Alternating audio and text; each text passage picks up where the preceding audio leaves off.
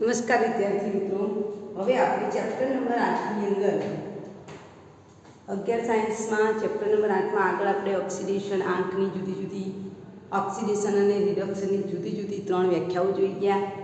ત્યાર પછી આપણે ઓક્સિડેશન આંક શોધતા શીખી ગયા, વિશિષ્ટ પ્રક્રિયાઓના ઓક્સિડેશન આંક જોઈ ગયા. ત્યાર પછી 8.3 નંબરના ટોપિકમાં છે કે રેડોક્સ પ્રક્રિયાઓને સંતુલિત કરવી. તો રેડોક્સ પ્રક્રિયાઓને બે રીતે સંતુલિત કરી શકાય. એક છે ઓક્સિડેશન આંક પદ્ધતિના આધારે અને બીજું છે ઇલેક્ટ્રોન અર્ધ પ્રક્રિયાના આધારે. તો હવે આજે આપણે બીજી મેથડથી શીખીશું, બરાબર. 2 દિવસ સુધી આપણે દાખલા ગણ્યા છે શેના? ઓક્સિડેશન આંક પદ્ધતિના આધારે. હવે ધારો કે કોઈને આ પદ્ધતિ ના ફાવતી હોય તો બીજી પદ્ધતિ દ્વારા પણ તમે ઓક્સિડેશન રેડોક્સ પ્રક્રિયાઓને શું કરી શકો? સંતુલિત કરો. આ પ્રક્રિયા એટલા માટે શીખવાની જરૂર છે કે ઘણી વખત અડધો પ્રશ્ન પૂછાય કે નીચેની ઓક્સિડેશન પ્રક્રિયામાં કેટલા ઇલેક્ટ્રોન મુક્ત થાય છે. તો ત્યારે આ અર્ધ પ્રક્રિયાની ખાસ જરૂર પડે છે, એટલે બીજી મેથડ પણ શીખવી જરૂરી છે. ભલે તમે રાસાયણિક પ્રક્રિયા સંતુલિત કરવાની આવે તો પહેલા નંબરની પ્રક્રિયા દ્વારા કરો, પણ ઘણી વખત પરીક્ષામાં એવો પ્રશ્ન પૂછાઈ જાય કે નીચેની રેડોક્સ પ્રક્રિયા છે એમાં કોનું ઓક્સિડેશન થાય છે અને ઓક્સિડેશન દરમિયાન કેટલા ઇલેક્ટ્રોન મુક્ત થાય છે, બરાબર. અને એ સંતુલિત ઇલેક્ટ્રોન તમારે લખવાના હોય છે. તો એના માટે આપણે આજે બીજી પ્રક્રિયા જોવાના છે કે તમે ઓક્સિડેશન આંક પદ્ધતિ ના આવડે તો તમે ઇલેક્ટ્રોન અર્ધ પ્રક્રિયા દ્વારા પણ રેડોક્સ પ્રક્રિયાને શું કરી શકો? સંતુલિત કરી શકો. એટલે એનું ટાઇટલ છે કે ઓક્સિડેશન આંક અને અર્ધ પ્રક્રિયા સમીકરણ, બરાબર. ઓક્સિડેશન આંક રેડોક્સ પ્રક્રિયાને સંતુલિત કરવાની બીજી પદ્ધતિ, જેનું નામ શું છે? યસ, અર્ધ પ્રક્રિયા, ઇલેક્ટ્રોન અર્ધ પ્રક્રિયા. ઓક્સિડેશન આંક શબ્દ શું વપરાય? ઓક્સિડેશન આંક અને અર્ધ પ્રક્રિયા સમીકરણ. અર્ધ પ્રક્રિયા સમીકરણ પદ્ધતિ કહેવાય. ઇલેક્ટ્રોન અર્ધ પ્રક્રિયા સમીકરણ પદ્ધતિનો ઉપયોગ કરીને સમીકરણને શું કરવાનું? સંતુલિત કરવાનું. તો પહેલા એના નિયમ લખી દો. નંબર 1 એમાં પણ એને સંતુલિત કરવા માટેના નિયમ છે. પહેલું કે ઓક્સિડેશન આંકમાં ફેરફાર થતો હોય એવા તત્વોને આપણે શું કરવાના છે? અર્ધ પ્રક્રિયાઓ લખવાની છે. ઓક્સિડેશન આંકને લખવું. ઓક્સિડેશન આંકમાં ફેરફાર થતો હોય એવા તત્વોની અર્ધ પ્રક્રિયા કયા તત્વોની? એટલે મતલબ પહેલા કે તત્વોનો શું શોધી કાઢવાનું? ઓક્સિડેશન આંક લખવાનું અને તેની અર્ધ પ્રક્રિયા અલગ લખો, ભાગ પાડી દેવાનો. અને ઓક્સિડેશન આંક શું કરવાનું? પહેલામાં ઓક્સિડેશન આંક શું કરવાનું છે? શોધવાનું છે. ઓક્સિડેશન આંકમાં ફેરફાર થતો એટલે મતલબ પહેલા મુદ્દા પ્રમાણે ઓક્સિડેશન આંક શોધવાનું. જેનું ઓક્સિડેશન થતું એને એ અને રિડક્શન થતું એની વચ્ચે શું પાડી દેવાની? લીટી પાડી દેવાની, જેને અર્ધ પ્રક્રિયા સમીકરણ કહેવાય. અર્ધ પ્રક્રિયા સમીકરણ અલગ લખો, બરાબર. અર્ધ પ્રક્રિયા સમીકરણ લખો. સેકન્ડ નંબર પર તત્વોને શું કરવાનું છે? સંતુલિત કરવું. તત્વોને શું કરવાના છે? સંતુલિત કરવું. નંબર 3 ઓક્સિડેશન રિડક્શન પ્રક્રિયા કરવાની. ઓક્સિડેશન અને રિડક્શન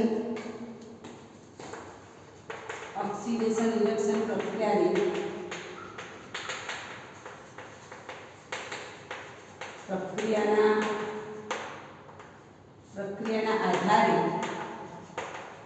ઇલેક્ટ્રોન શું કરવાનું? ઉમેરવાના. ઘણામાં ઉમેરવાના આવશે, ઘણામાં શું કરવાનું આવશે? દૂર કરવાનું આવશે. ઓક્સિડેશન રિડક્શનના આધારે ઇલેક્ટ્રોન બંને અર્ધ પ્રક્રિયાના આધારે ઇલેક્ટ્રોન બંને અર્ધ પ્રક્રિયામાં શું કરવાના છે? મૂકવાના છે. અર્ધ પ્રક્રિયામાં મૂકવા. ચાલો, એ તો તમે લખશો એટલે આવડી જશે. નંબર 4 વીજભારને શું કરવાનું? સંતુલિત કરવાનું, બરાબર ને. રેડોક્સ ઓક્સિડેશન રિડક્શન પ્રક્રિયા કરવાની, પછી તમે શું કરશો? વીજભારને સંતુલિત કરવાનું. પેલામાં લસા લેતા હતા, આમાં લસા છેલ્લે આવશે. વીજભારને સંતુલિત કરી H+KOH- આયન અને પાણીના અણુ જરૂરિયાત પ્રમાણે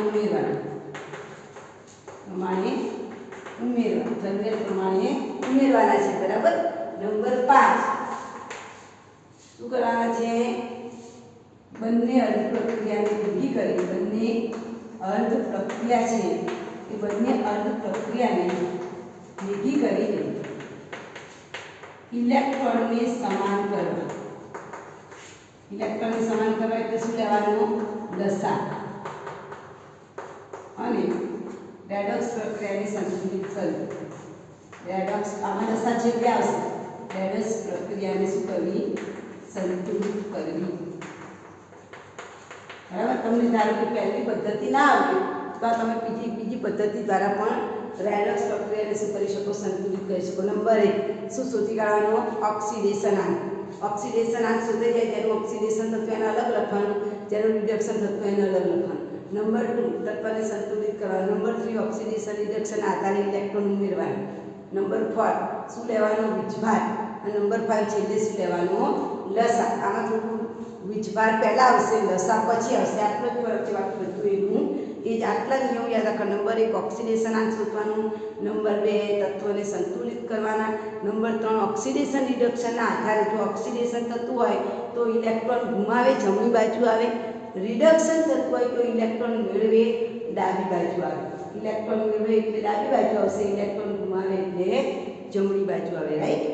પછી વીજભારને સંતુલિત કરીશું. છેલ્લે આપણે શું લઈશું?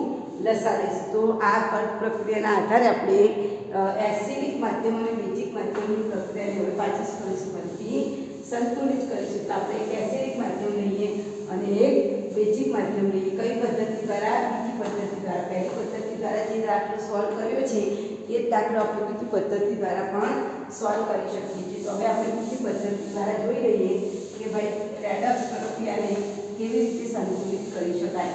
એક એસિડિક માધ્યમનો દાખલો જોઈશું ને એક બેઝિક માધ્યમનો દાખલો જોઈશું. તો જોઈએ આપણે અહીંયા મને પ્રક્રિયા આપેલી છે એ નીચેની પ્રક્રિયાને અર્ધ પ્રક્રિયા સમીકરણ દ્વારા, આ પ્રક્રિયાનું નામ શું છે? અર્ધ પ્રક્રિયા સમીકરણ પદ્ધતિ દ્વારા સંતુલિત કરો. એ સમીકરણ લખું છું Mn વત્તા H2S, એમાંથી સામે બને છે Mn+2 વત્તા સલ્ફર અને લખ્યું છે કે એસિડિક માધ્યમ. આ પ્રક્રિયાને ઇલેક્ટ્રોન અર્ધ પ્રક્રિયા દ્વારા, એક વખત આપણે ઓક્સિડેશન આંક દ્વારા જોઈ હતી, હવે ઇલેક્ટ્રોન અર્ધ પ્રક્રિયા દ્વારા. તો પહેલા મારે શું કરવાનું છે? નિયમ નંબર 1 દરેક તત્વને શું શોધી કાઢવાનું? ઓક્સિડેશન આંક. અહીંયા તમે જોઈ શકો છો આ બેનું શોધવાની જરૂર નથી. એકલો તત્વ હોય એટલે હંમેશા 0 જ હોય. આના માથા પરનો વીજભાર લઈ તેને શું કહેવાય? ઓક્સિડેશન આંક. આમાં પણ તમે જુઓ હાઇડ્રોજન 2 છે એટલે સલ્ફર કેવું આવે? -2 જ આવે. શોધતા આવડી જવું જોઈએ. આમાં Mn નો ઓક્સિડેશન આંક શોધો. Mn ઉપર માઇનસ Mn નું શોધવાનું છે એની જગ્યાએ x. ઓક્સિજન કેટલા છે? 4 બરાબર. માથા પર વીજભાર કેટલો છે? -1. x + 4 ઓક્સિજન એટલે -2 બરાબર -1. 4 × 8 બરાબર -1. -8 બરાબર ની પેલી બાજુ જાય તો શું થઈ જાય? પ્લસ x + 8 તો x બરાબર કેટલા આવશે? 7 આવશે. તો અહીંયા Mn માં કેટલા આવશે? 7 આવશે. તો અહીંયા આપણે પહેલા તત્વોનો શું શોધી કાઢ્યો? ઓક્સિડેશન આંક. હવે ઓક્સિડેશન આંક શોધાઈ ગયો એટલે ઓક્સિડેશન આંકનો તફાવત જો આ 7 માંથી કેટલો થાય છે? 2. એનો મતલબ કે Mn નું મૂલ્ય શું થાય છે? રિડક્શન. પહેલો જ મુદ્દો છે કે ઓક્સિડેશન અને રિડક્શન થતું હોય એને આપણે વચ્ચેથી ભાગ પાડીને અલગ કરવાનું. એટલે એક વસ્તુ ખબર પડે છે કે Mn માં શું થાય છે? રિડક્શન. અને આમાં -2 માંથી 0 થાય છે એટલે શું થાય છે? ઓક્સિડેશન. એટલે હવે આ પ્રક્રિયાને આપણે આ રીતે લખવાની છે એટલે આને કહેવાય અર્ધ પ્રક્રિયા. બરાબર. હવે હું Mn વાળા Mn બાજુ લખીશ અને અહીંયા અર્ધ પ્રક્રિયા એટલે ભાગ પાડવું, અર્ધ પ્રક્રિયા કે આ બાજુ હું Mn વાળા લખીશ. Mn ઉપર માઇનસ માંથી સામેના છેડે શું બન્યું? Mn+2. એ જેમાં Mn નો ઓક્સિડેશન આંક 7 છે. 7 માંથી ઘટીને કેટલો થાય? 2. કે આ બાજુ રિડક્શન પ્રક્રિયા લખી છે, આ બાજુ ઓક્સિડેશન. H2S માંથી શું બને છે? S. H2S માં -2 છે એ વધીને ઓક્સિડેશન આંક કેટલો થયો? 0. તો તબક્કા નંબર 1 પહેલા બંનેને શું શોધી કાઢે? ઓક્સિડેશન આંક. ઓક્સિડેશન રિડક્શન પ્રક્રિયાને કેવી લખી? અલગ અલગ. મેં પહેલો નિયમ લખ્યો છે કે ઓક્સિડેશન રિડક્શન પ્રક્રિયાને અલગ અલગ લખી. તો આ બાજુ મેં રિડક્શન પ્રક્રિયા લખી છે, આ બાજુ ઓક્સિડેશન લખી છે. ચાલો નંબર 2 તત્વોને શું કરવાના? સંતુલિત. આ નિયમ નંબર 2 બધામાં લાગુ પડે. જો તમે તત્વને સંતુલિત નહીં કરો તો તમારો દાખલો ખોટો જ પડશે. ધ્યાન રાખજો. એટલે તત્વને સંતુલિત કરવાનું. આમાં mn જ છે, અહીંયા પણ mn જ છે, એનો મતલબ કે આ દાખલામાં mn સંતુલિત છે. એટલે mn ને સંતુલિત કરવાના નથી, mn સંતુલિત છે એટલે આપણે હવે એમ લખી કાઢીએ mn + 2. અહીંયા પણ આ સમીકરણ કેવું છે? સંતુલિત છે. ચાલો અહીંયા પણ તત્વને સંતુલિત કર, સલ્ફરને સંતુલિત કર. સલ્ફર અહીંયા પણ એક એટલે એના મૂળ કેવા છે? સરખા જ છે. એટલે સમીકરણ કેવું છે? તત્વો કેવા છે? સંતુલિત જ છે. એટલે અહીંયા પણ આપણે H2SN ના એમ સલ્ફરનો -2 માંથી વધીને કેટલો થયો? 0. ઓકે, બીજો મુદ્દો પૂરો થયો. નંબર 3. નંબર 3 માં આપણે શું કરવાનું છે? ઓક્સિડેશન થતું હોય તો ઇલેક્ટ્રોન ગુમાવે અને રિડક્શન થતું હોય તો એટલા ઇલેક્ટ્રોન મેળવે. તમારે એવું કરવાનું છે. જો અહીંયા 7 માંથી 2 થાય છે, કેટલાનો ઘટાડો? 5 નો ઘટાડો. બરાબર, 5 નો ઘટાડો એટલે શું કહેવાય? રિડક્શન પ્રક્રિયા. તો રિડક્શન પ્રક્રિયામાં ઇલેક્ટ્રોન મેળવે કે ગુમાવે? મેળવે. તો આપણે મેળવવા માટે કઈ બાજુ લખીશું? ડાબી બાજુ લખીશું. બરાબર, કેટલા ઇલેક્ટ્રોન? 5.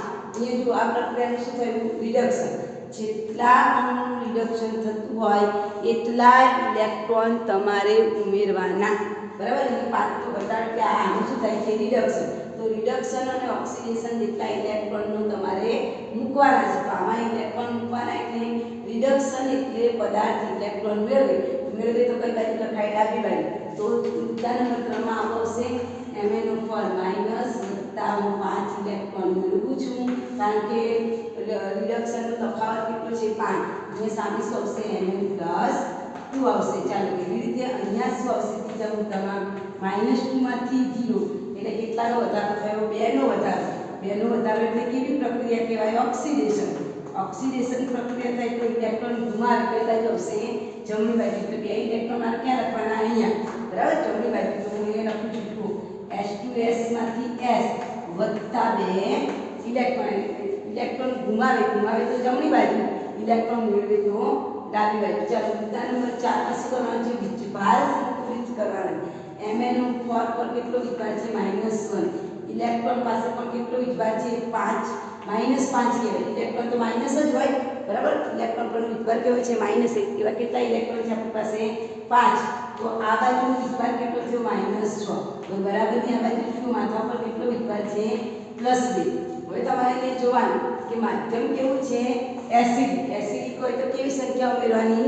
ધન સંખ્યા ઉમેરવાની. તો આ -6 માં હું કેટલા ઉમેરું? તો બંને બાજુ 2 થઈ જાય. જો આ બાજુ 2 છે અને આ બાજુ -6 છે, મારે બંનેનો વીજભાર કેવો કરવાનો છે?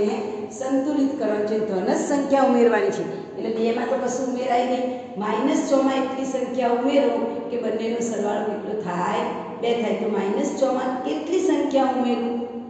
તો +2 આવે. 8. યસ, એટલે 8 એટલે શું? 8H plus.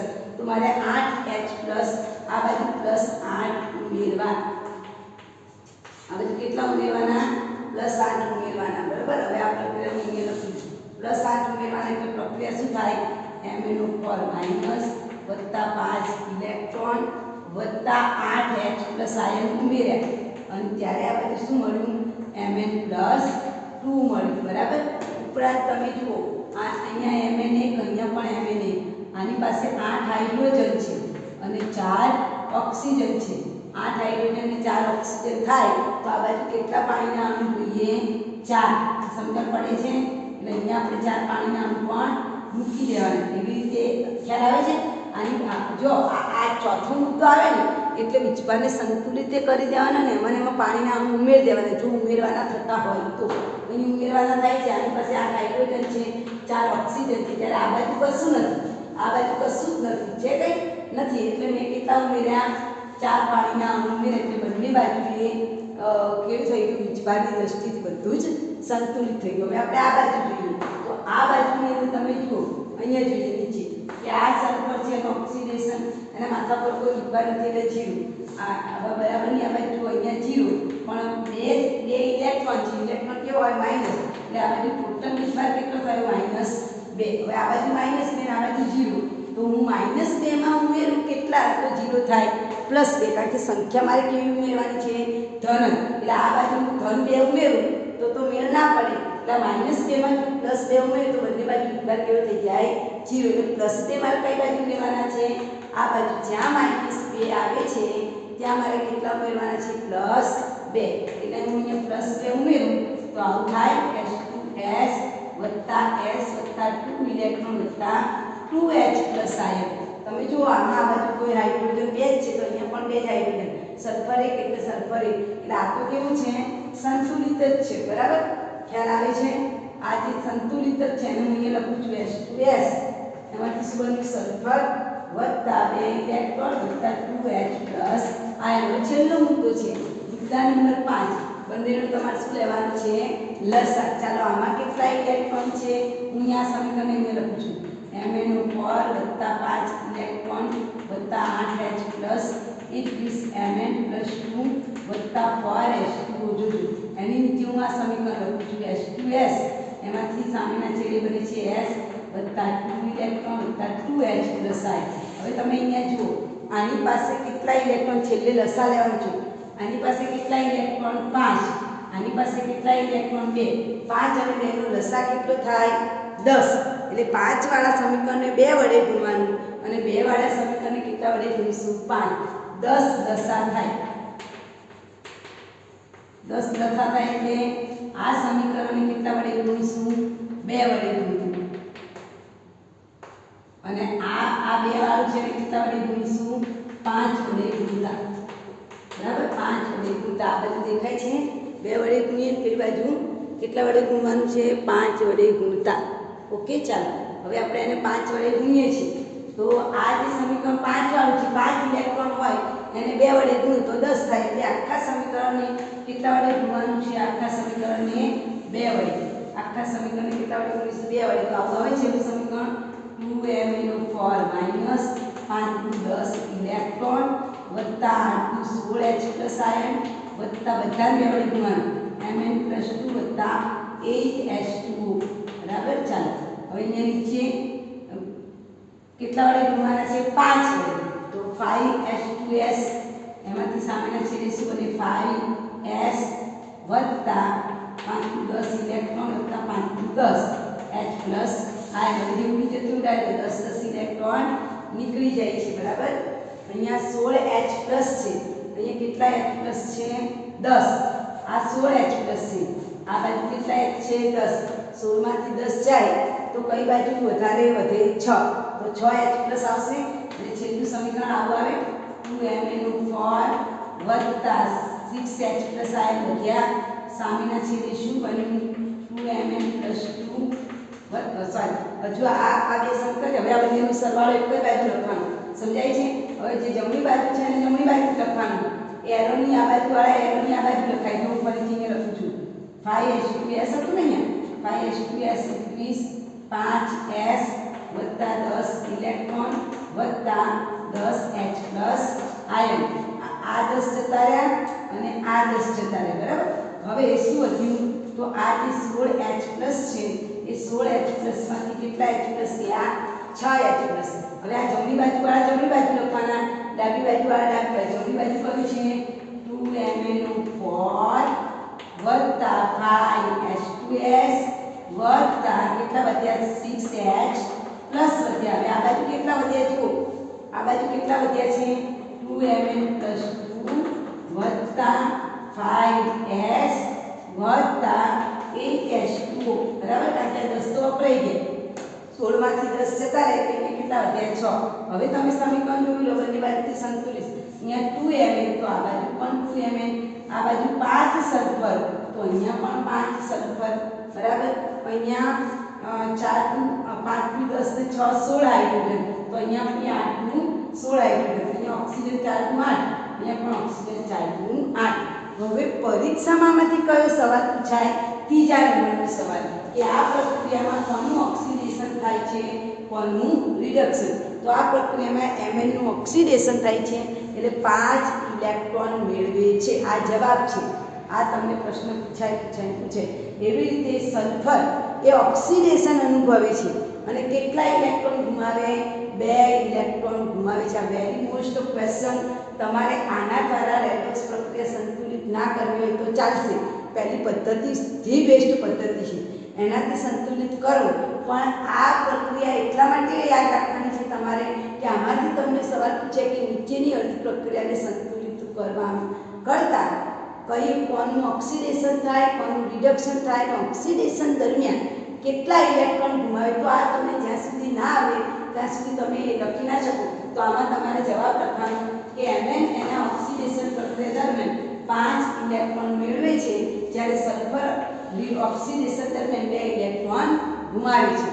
મેંગેનીઝ રિડક્શન કરે છે એટલે 5 ઇલેક્ટ્રોન મેળવે છે, જ્યારે સલ્ફર એ ઓક્સિડેશન કરે છે 2 ઇલેક્ટ્રોન ગુમાવે છે. તો આ રીતે પણ આપણે સમીકરણને શું કરી શકીએ, સંતુલિત કરી શકીએ. ફરીથી એક વખત જોઈ લઈએ. નંબર 1 પહેલા બધા તત્વોના તમારે શું શોધી કાઢવાના, ઓક્સિડેશન. પછી એક બાજુ ઓક્સિડેશન પ્રક્રિયા વચ્ચે લીટી પાડવાનો નિયમ છે એટલે એને અર્ધ પ્રક્રિયા કહેવાય. બરાબર ને? આ અર્ધ પ્રક્રિયા કહેવાય. જો આ બે અર્ધ પ્રક્રિયા વચ્ચે મેં લીટી દોરી છે, આ બે અર્ધ પ્રક્રિયા વચ્ચે લીટી દોરી છે. એક બાજુ પહેલા ઓક્સિડેશન આંક શોધી કાઢો, પછી એક બાજુ ઓક્સિડેશન પ્રક્રિયા લખો, બીજી બાજુ રિડક્શન. નંબર 2 તત્વને બંને તત્વોને શું કરવાના, સંતુલિત કરવાના. ક્લિયર? નંબર 3 સંતુલિત થઈ ગયા પછી તમારે શું કરવાનું, બોલો શું કરવાનું છે, ઓક્સિડેશન રિડક્શનના આધારે ઇલેક્ટ્રોન ગુમાવે કાં તો ઇલેક્ટ્રોન. ત્રીજો મુદ્દો સૌથી અગત્યનો, જો ઓક્સિડેશન કરશે તો ઇલેક્ટ્રોન ગુમાવે તો જમણી બાજુ લખવાના, અને રિડક્શન કરે તો ઇલેક્ટ્રોન મેળવે. ઇલેક્ટ્રોન મેળવે એટલે આપણે ક્યાં લખીશું, ડાબી બાજુ લખીશું. ઓકે? તમારું જે ઉમેરાય એટલે ઉમેરાવાની પ્રક્રિયા બાજુ લખાય. ક્લિયર? સમજાય છે? ધારો કે તમારો ડાબો હાથ આ બાજુ છે, તો તમે આ બાજુ ઓક્સિડેશન પ્રક્રિયા કરતા હોય તો એ બાજુ તમારે રિડક્શન પ્રક્રિયા કરતા તે બાજુ ઇલેક્ટ્રોન, જમણી બાજુ તમારે ઇલેક્ટ્રોન ગુમાવે. રાઈટ? ક્લિયર? સમજ પડી ગઈ? ઓકે, ચાલો હવે આપણે શું કરીશું, એના પછી ભારને સંતુલિત છેલ્લે શું લેવાનું છે, લસા લેવાનું છે. ક્લિયર? એક વખત જોઈ લે પછી આપણે બેઝિક માધ્યમનો એવો જ દાખલો આપણે બીજો એક લઈએ છીએ, ત્યાં બરાબર જોઈ લો. ત્યાર પછી આપણે બેઝિક માધ્યમનો દાખલો ગણવાના છે. બરાબર? દાખલાને લખી કાઢજો. બરાબર? યાદ રાખવામાં બે વચ્ચે લીટી પાડવી જરૂરી છે, કારણ કે આનું નામ જ છે અર્ધ પ્રક્રિયા સમીકરણ. એટલે વચ્ચે તમારે લીટી પાડીને બે પ્રક્રિયાઓને શું કરવાની છે, અલગ બતાવવાની છે. ચાલો હવે આપણે એવો બેઝિક માધ્યમનો એક દાખલો જોઈ લઈએ. બરાબર? રકમ લખું છું. બરાબર?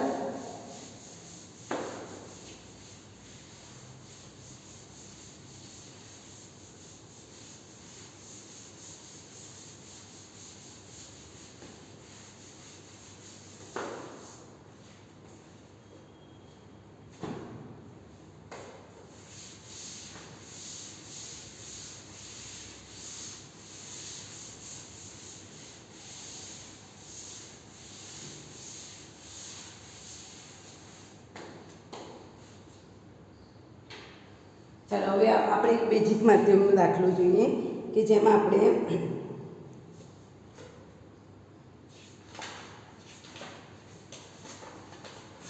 ચોપડીનો જોઈએ. બરાબર? એટલે તમને ગણવામાં સરળતા રહે.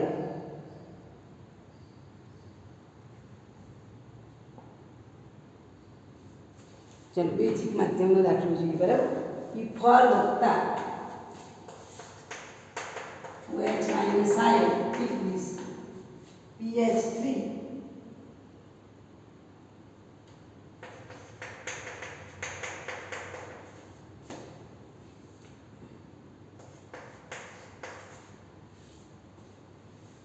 -1. બીજું માધ્યમ છે બેઝિક માધ્યમ છે. હવે આ દાખલાને પણ આપણે આ અર્ધ પ્રક્રિયા દ્વારા સોલ્વ કરવાનું છે. નંબર 1 શું શોધી કાઢીશું, તત્વના ઓક્સિડેશન. તમે જુઓ આ કેવા આયન છે, પ્રેક્ષક આયનની ખબર પડી જાય, કારણ કે 2 વખત ફોસ્ફરસ આવે છે. આવો દાખલો પણ આપણે ઓક્સિડેશન આંક પ્રક્રિયા દ્વારા સંતુલિત કરેલું છે. અહીં તમને જોતા જ ખબર પડી જાય. આ ફર કેવો છે, વિષમીકરણ રેડોક્સ પ્રક્રિયા છે. બરાબર? ચાલો અહીંયા ફોસ્ફરસ કેટલા હવે આવી જાય, હાઇડ્રોજન +3, તો આ ફોસ્ફરસ કેવો હશે, -3. ચાલો S3 PO2 માઈનસ ફોસ્ફરસનું શોધવાનું છે, હાઇડ્રોજનના 2, ફોસ્ફરસનો 1, ઓક્સિજનના -2 બરાબર -1. 2 હાઇડ્રોજન 2 છે એટલે 2 લખી દો. કારણ કે એમને હા 2 + x -4 બરાબર -1. 4 ને 2 -1 -2 બાજુ લઈ તો બોલો +1. યસ, તો x બરાબર કેટલો આવશે, +1 તો અહીંયા ફોસ્ફરસ કેટલો આવશે +1 ઓકે તો તમે અહીંયા જોઈ શકો છો કે જેનું ઓક્સિડેશન થાય છે એનું તમને અહીંયા શું જોવા મળે છે રિડક્શન જોવા મળે છે એક તત્વ એવો છે કે જેનું ઓક્સિડેશન થાય છે અને એક તત્વ એવો છે એનું રિડક્શન થાય છે એટલે આપણે એનું ઉમેરી દઈએ પહેલાં પીફરને ઉમેરીશું ને પીફર એટલે ફોસ્ફરસ કારણ કે એનું જ ઓક્સિડેશન થાય છે અને એનું જ રિડક્શન થાય છે ઓકે ચાલો -3 H3PO2 અને ફોસ્ફરસ કેટલા આવશે +1 હવે આપણે શું કરીશું 0 માંથી -3 3 નો ઘટાડો થયો એટલે એનું શું થયું કહેવાય રિડક્શન આનું શું થયું કહેવાય ઓક્સિડેશન થયું હવે ઓક્સિડેશન રિડક્શન હું અલગ લખી કાઢું ઓકે ચાલો લખી કાઢીએ આપણે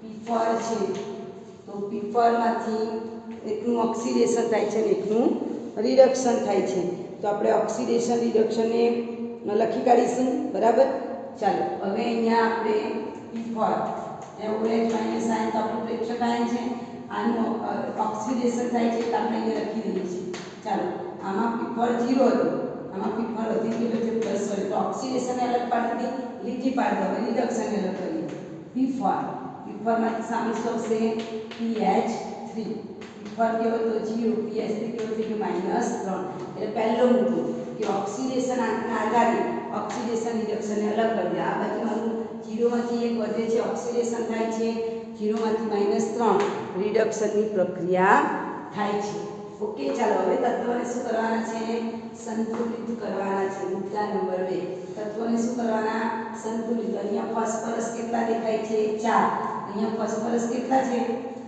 એક જ છે એટલે કેટલા વડે ગુણીશું 4 વડે ગુણીશું એને 4 વડે ગુણીશું આને 4 વડે ગુણીએ તો આ નીચેવાળાને 4 વડે ગુણવા પડે અને આને પણ 4 વડે ગુણવા પડે સમજાય છે ચાલો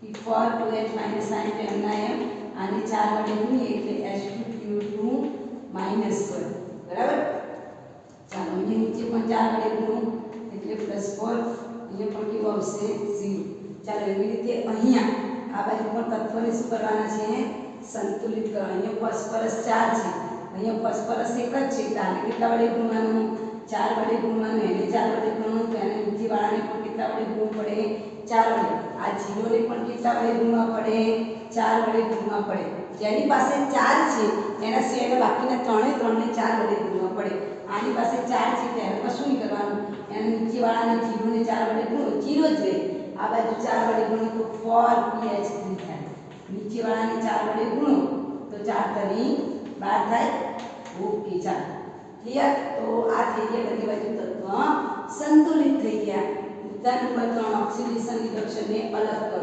આ 0 માંથી કેટલા થયા 4 એટલે 4 નો શું થયો વધારો થયો 4 નો વધારો થયો એટલે કેવી પ્રક્રિયા કહેવાય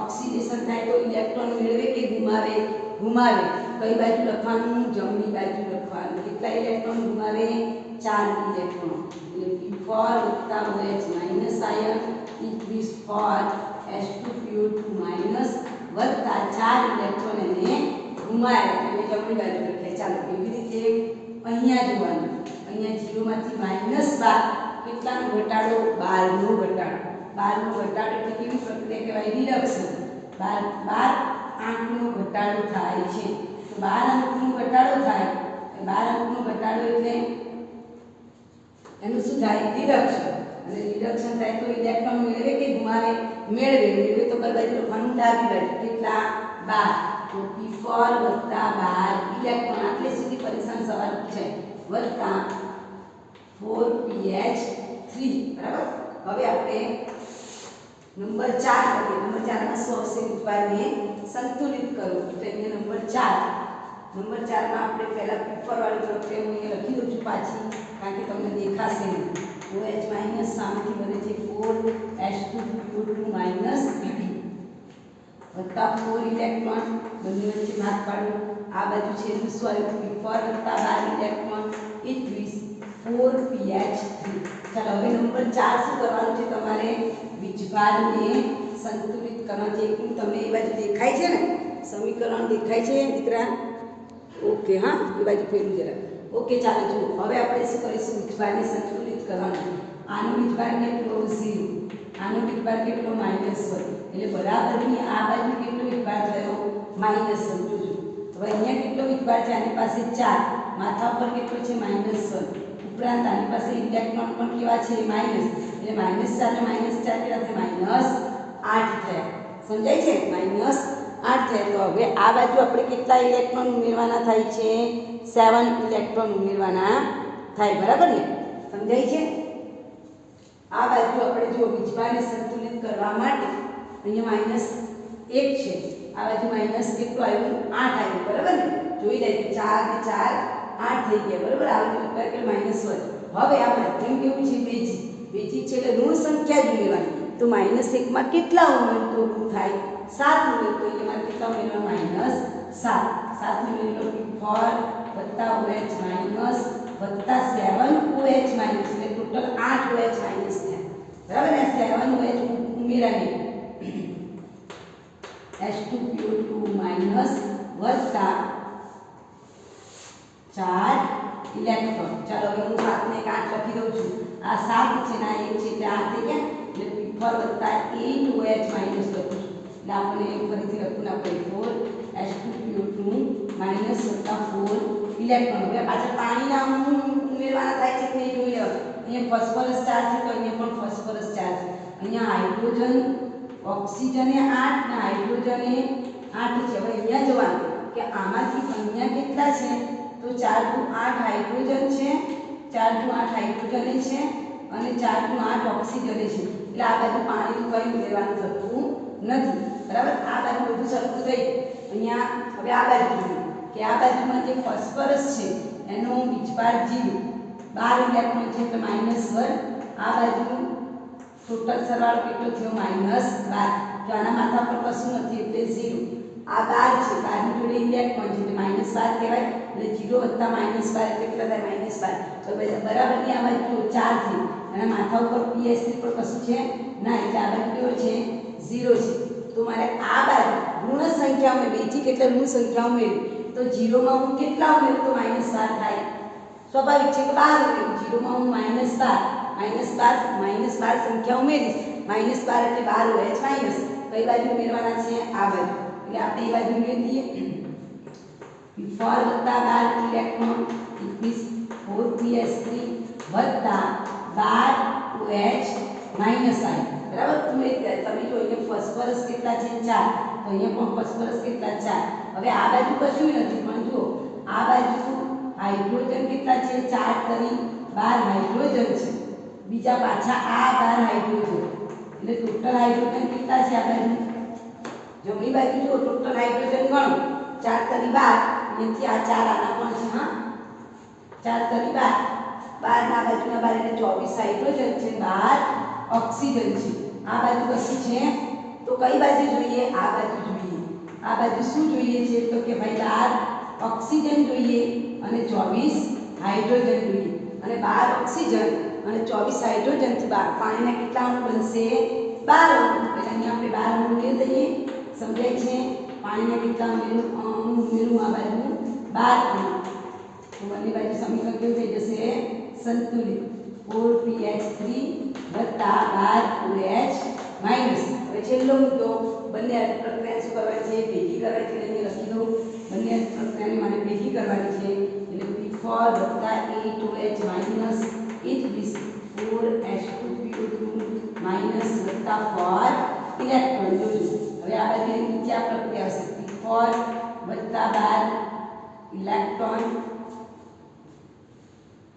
ઓકે બરાબર વત્તા 12 H2O સામેના છેડે શું કરે છે 4pH3 વત્તા 12OH માઈનસ આયન હવે આપણે શું લેવાનું છે લસા લઈને ઇલેક્ટ્રોનને સંતુલિત કરવાના છે ચાલો આ બાજુ ઇલેક્ટ્રોન કેટલા છે 4 આ બાજુ ઇલેક્ટ્રોન કેટલા છે 12 4 અને 12 નો લસા કેટલો થાય 12 4 અને 12 નો લસા કેટલો થશે 12 થાય છે 12 થાય છે એનો મતલબ જેની પાસે 12 ઇલેક્ટ્રોન છે એને આપણે કશું નથી કરવાનું પણ જેની પાસે 4 ઇલેક્ટ્રોન છે એ આખા સમીકરણને આપણે કેટલા વડે ગુણવાના છે? 3 વડે. 3 વડે ગુણીશું તો 4 તરી કેટલા થાય? 12 થાય. 3 વડે ગુણી કરીએ તો આ સમીકરણ આવું લખાય 3p4 3 વડે ગુણ 3 વડે ગુણીએ 8 તરી 24 OH માઈનસ 20 3 વડે ગુણ 4 તરી 12 H2PO2 માઈનસ વત્તા 4 તરી 12 ઇલેક્ટ્રોન. ઓકે, ચાલો નીચેવાળા રૂપમાં નથી એમ જ આવશે. P4 વત્તા 12 ઇલેક્ટ્રોન વત્તા 12 H2O સામે 4pH3 વત્તા 12OH માઈનસ. હવે તમારે જેવું જલ્દી ઉડાડો શું ઉડી જાય? 12 ઇલેક્ટ્રોન ઉડી જાય, 12 ઇલેક્ટ્રોન ઉડી જાય. ચાલો આ ફોસ્ફરસ 3 ને કેટલા થઈ ગયા? 4 એટલે 4 P4 થઈ ગયા વત્તા 24 OH માઈનસ આયન છે અને આ બાજુ 12 છે. 24 માંથી 12 જાય, 24 માંથી 12 જાય કેટલા વધે? 12 OH માઈનસ. એટલે કઈ બાજુ વધારો એ લખવાનું? આ બાજુ વધારે છે તો 12 OH માઈનસ વત્તા જમણી બાજુ બીજું શું વધ્યું? પાણીના 12 અણુ. હવે એરોની આ બાજુ જે જે અણુ આવતા એ આ બાજુ લખવાનું. ચાલો એરોની આ બાજુ આ બધા જ છે, એરોની આ બાજુ બધા જ છે એટલે એરોની બાજુ લખવાનું. શું આવ્યું? તો કે ભાઈ 12 H2PO2 માઈનસ વત્તા 4 PS3 આવ્યું વત્તા બીજું કશું નહીં આવે કારણ કે 12 ઇલેક્ટ્રોન ઉડી ગયા છે, 12 OH આયન ઉડી ગયા છે. હવે તમે જુઓ સમીકરણ તમારું કેવું થઈ ગયું? સંતુલિત થઈ ગયું. તો અહીંયા આ પ્રકરણનો સૌથી અગત્યનો ટોપિક પૂર્ણ થાય છે અને આના પછીનો જે ટોપિક તમને ચોપડીમાં આપેલો છે એ તમારા આ વર્ષે COVID-19ના કારણે સિલેબસમાંથી કાઢી નાખ્યું છે. 8.3.3 અને જે 8.4 તમને આપેલો છે ને એ મુદ્દો કાઢી નાખ્યો છે. પણ એ મુદ્દો એટલા માટે હું કાલે ચલાવીશ કારણ કે એ મુદ્દો તમારે બાર સાયન્સ સાથે રિલેટેડ છે. ડેનિયલ કોષની હું તમને સમજૂતી આપીશ. પરીક્ષામાં નથી પૂછાવાનું પણ આ ડેનિયલ કોષ આવડશે તો બાર સાયન્સનું ચેપ્ટર નંબર 3 વિદ્યુત રસાયણ એ તમને આવડશે. એટલે હું આવતીકાલે એ રેડોક્સ પ્રક્રિયા આધારિત ડેનિયલ કોષ શું છે અને ડેનિયલ કોષના આધારે તમને EMF શ્રેણી કેમ આપેલી છે એની આપણે સમજૂતી આપીશું. આના આધારિત દાખલા તમારે જેટલા આગળના દાખલા તમે ગણ્યા છે ઓક્સિડેશન આંક પદ્ધતિ દ્વારા એના એ જ દાખલા તમે આ પદ્ધતિથી ગણવાના. તમારે સ્વાધ્યાયની અંદર જુઓ, સ્વાધ્યાયની એક્સરસાઇઝ આપી છે ને 8.18 એમાં 4 દાખલાઓ છે. Page number 274. તો આ 274 પેજ ઉપર જેટલા બી દાખલા આપેલા છે બધા દાખલાને તમે ઓક્સિડેશન આંક વડે ગણ્યા ને હવે એ જ બધા દાખલાને આ પદ્ધતિ વડે ગણવાના છે. શા માટે? કારણ કે આ 3 સ્ટેપ સુધી તમને આવડવું જરૂરી છે. ત્રીજા સ્ટેપમાં તમને સવાલ, હવે આમાંથી તમને સવાલ પૂછાય કે આમાં કયા અણુનું ઓક્સિડેશન થઈ કેટલા ઇલેક્ટ્રોન મેળવે છે તો તમને ખબર પડવી જોઈએ કે ફોસ્ફરસનું અણુ છે એનું જ ઓક્સિડેશન થાય છે અને એ કેટલા ઇલેક્ટ્રોન ગુમાવે છે? 12 ઇલેક્ટ્રોન ગુમાવે છે. તો આના પરથી તમે કહી શકો છો બરાબર. 12 ઇલેક્ટ્રોન એક બાજુ મેળવે છે અને એક બાજુ 4 ઇલેક્ટ્રોન ગુમાવે છે. તો એક ફોસ્ફરસનું ઓક્સિડેશન થાય કેટલા ઇલેક્ટ્રોન ગુમાવે છે? 4 અને બીજી બાજુ કેટલા ઇલેક્ટ્રોન મેળવે છે? 12 ઇલેક્ટ્રોન મેળવે છે. તો આ સવાલ માટે પણ આપણને આ પ્રક્રિયા આવડવી જોઈએ. આવતીકાલે હું તમને ડેનિયલ કોષ સમજાવીશ, પરીક્ષામાં નથી એટલે આપણું આ પ્રકરણ અહીંયા પૂર્ણ થાય છે. સ્વાધ્યાયને સોલ્વ કરાવીશું એટલે પછી આ ચેપ્ટર પૂર્ણ થઈ જશે આવતીકાલે. એના પછી આપણે નેક્સ્ટ ટોપિક જોઈશું. Okay, all the best.